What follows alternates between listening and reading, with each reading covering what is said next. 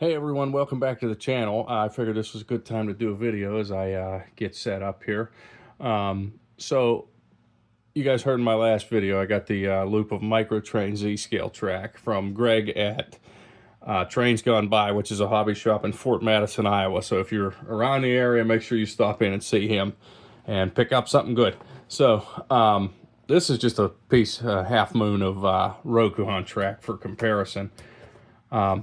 But since I did get this little loop of track, I'm not going to waste it. I'm going to do something with it. So this is actually the start of, while I work on my big layout back here, this is actually the start of another little micro layout.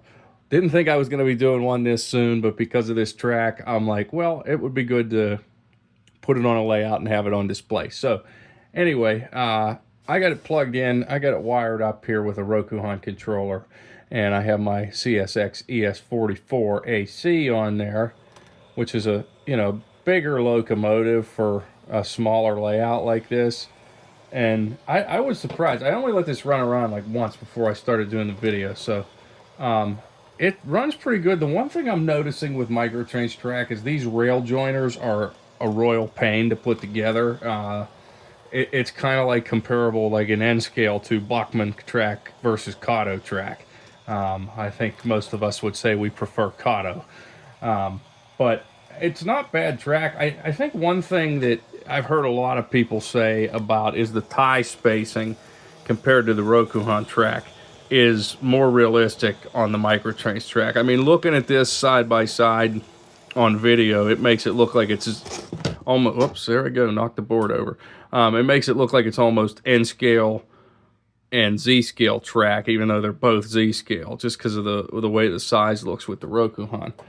So this layout, I've learned a lot from the former owner of my business, US Z Scale, John Cubbin, who runs the Rail Dig channel.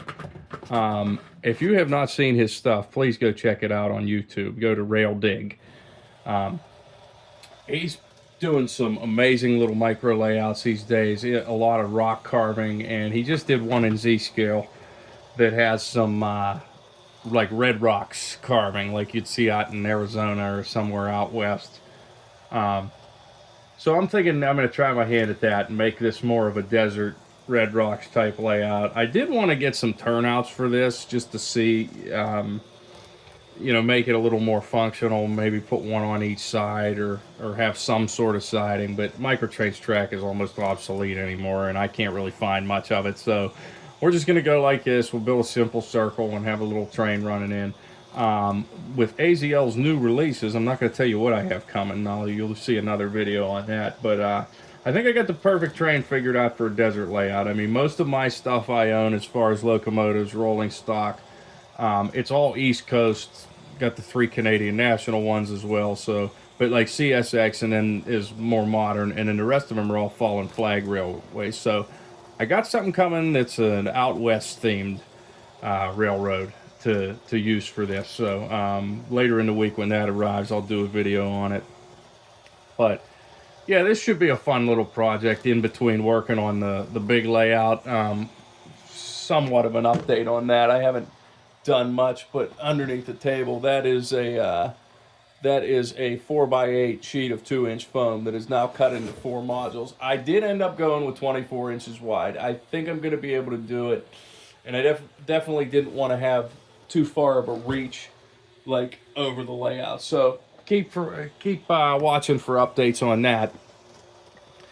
And we're going to see where we get to with this little layout. But as you can see, the back to the engine running, I mean, being a longer diesel and a 6-axle, it runs pretty smooth around here. So for what I plan on running on this regularly is going to do just fine.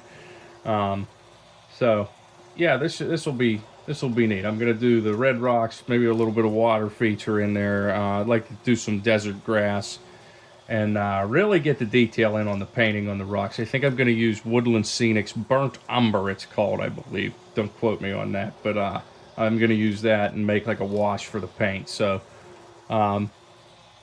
yeah, this is going to be finished pretty quick. I'm going to, in between working on the bigger one, while I still need a lot more track for that,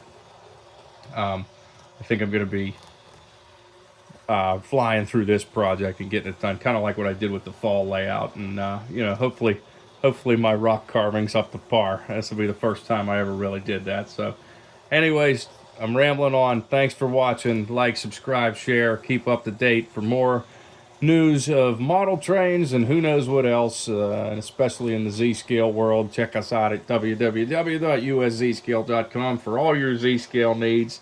And, you know, hey, let's watch 2026 here and see what AZL comes out with next. They are amazing. All right, thanks, guys. Bye-bye.